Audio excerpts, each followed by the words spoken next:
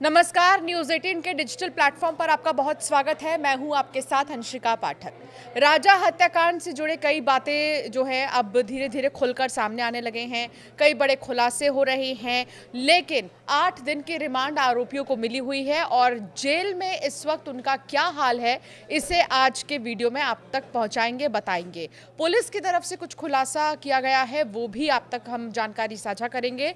ध्यान से देखिए पूरा वीडियो, बने रहिए हमारे साथ। लेकिन उससे पहले आपको बता दें कि इन 5 ही आरोपियों ने नॉर्थ इंडियन डिश की डिमांड की है। उनका ये कहना है कि उन्हें नॉर्थ इंडियन खाना खाने का मन कर रहा है, और क्योंकि काफ़ी समय से खाना वो लोग नहीं खाए थे। और जैसा कि सोनम का आपने देखा बर्ताव, शुरू से ही जब से उसको गाजीपुर से यहाँ तक लाया गया, वो बिल्कुल भी जो है कॉपरेट नहीं कर रही थी, ना ही वो किसी से ज़्यादा बात कर रही थी, बार बार अपने आप को पीड़ित बता रही थी, आरोपी मानने को अपने आप को तैयार नहीं थी। लेकिन जब कुछ प्रूफ्स दिखाए गए, तब जाकर उसने इस बात को माना है कि वो भी हत्याकांड में शामिल थी। मेघालय पुलिस आपसी बातचीत पर जो है नज़र रख रही है। इनकी आपसी बातचीत क्या हो रही है, पुलिस उस पर भी नज़र रख रही है। एक महिला की भी हत्या में प्लानिंग थी, ये भी जानकारी मिली है, लेकिन वो महिला कौन है, पूरा वीडियो ध्यान से देखिए। इंदौर के जो ट्रांसपोर्ट कारोबारी है राजा रघुवंशी की हत्या शिलोंग की बजाय असम के गुवाहाटी में करने का प्लान था। राजा सोनम के गुवाहाटी पहुंचने से पहले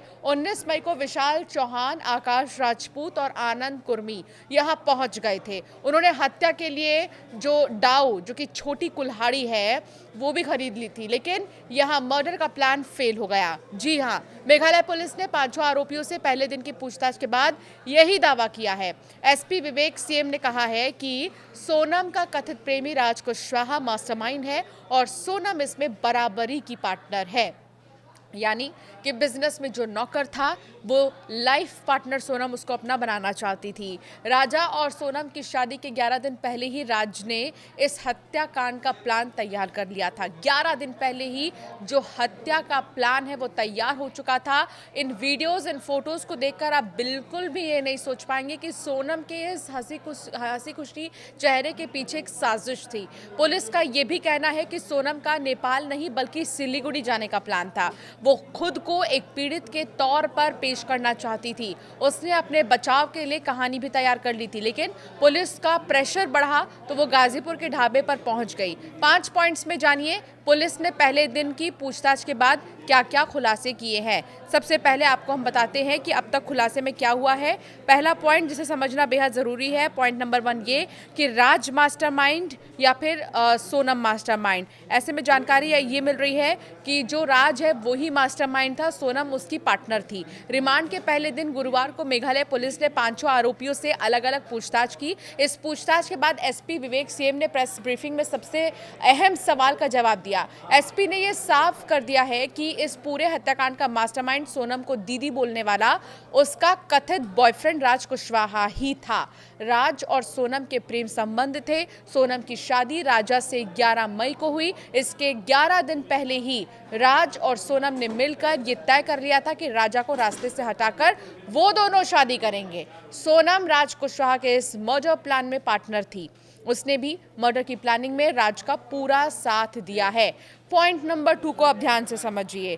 पॉइंट नंबर 2 है कि क्या मेघालय नहीं गुवाहाटी में थी हत्या की प्लानिंग? तो मेघालय पुलिस के मुताबिक राज और सोनम ने प्लान किया था कि कपल हनीमून के नाम पर गुवाहाटी जाएगा। यहीं पर मौका मिलते ही राजा की हत्या कर दी जाएगी। राजा और सोनम के गुवाहाटी पहुंचने से पहले 19 मई को ही विशाल, आकाश और आनंद वहां पहुंच चुके थे। यहां उन्होंने राजा की हत्या के लिए जो हथियार है, पेड़ काटने के लिए उपयोग में आने वाला डाउ, उसे भी खरीद लिया था।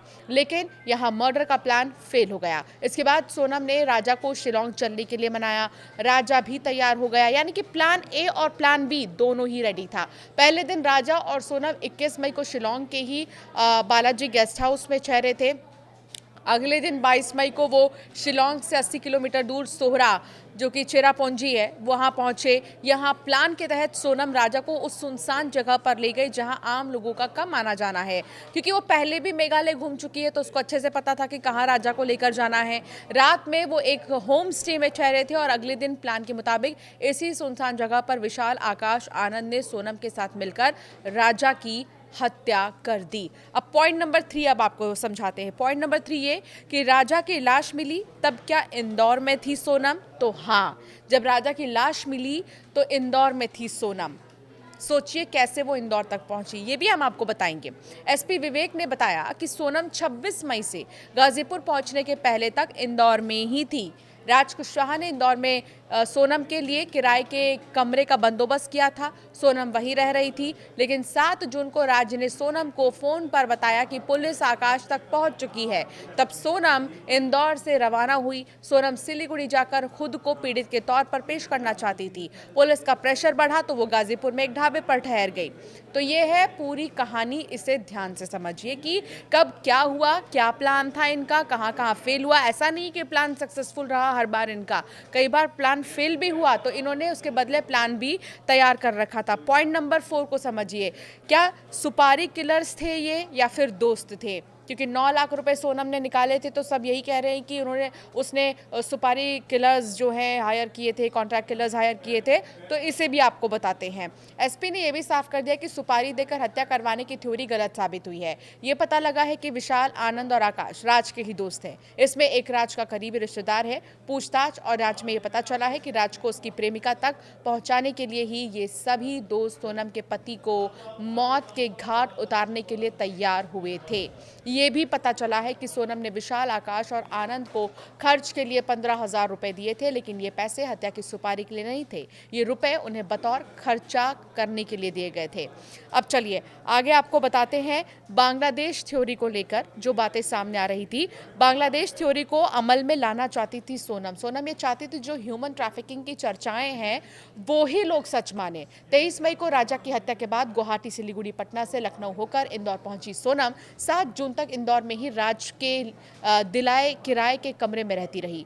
2 जून को जब राजा रघुवंशी की लाश मिली उस दिन सोनम इंदौर में ही थी। सोनम सोशल मीडिया के माध्यम से अपने सर्च ऑपरेशन की पूरी खबर रख रही थी। यही वजह थी कि जब सोनम का भाई गोविंद सर्च ऑपरेशन के लिए पुलिस से गुहार लगा रहा था तब सोनम एक बार फिर सिलीगुड़ी जाने का प्लान करने लगी थी।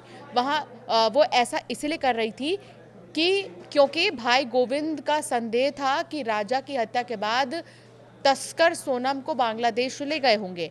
सोनम अपने भाई के संदेह को सही साबित करने के लिए गाजीपुर से 600 किलोमीटर दूर सिलीगुड़ी जाकर नई कहानी रचने वाली थी।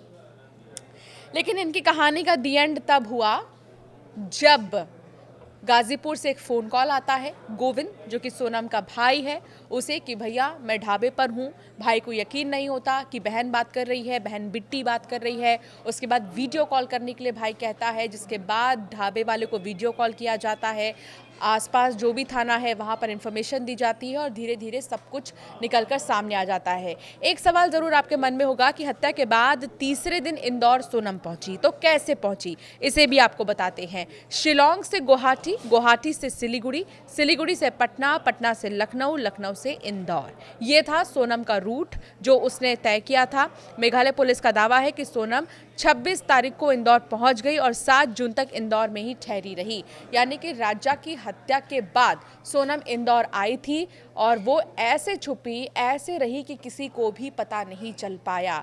अब इन्वेस्टिगेशन क्योंकि लगातार जारी है, कई सारी बातें सामने आ रही हैं। कोशिश सोनम की यही थी कि वो ज़्यादा से ज़्यादा अपने आप को निर्दोष प्रूव करे, लेकिन जब एक टेबल पर दोनों को बैठाया गया, राज को और सोनम को, तो खुलकर सारी बातें सामने आई हैं। लेकिन अभी भी जो 25 सवाल पुलिस की तरफ से तैयार किया गया है, उन 25 सवालों के जब जवाब मिलेंगे तो पिक्चर और भी ज़्यादा क्लियर होगी।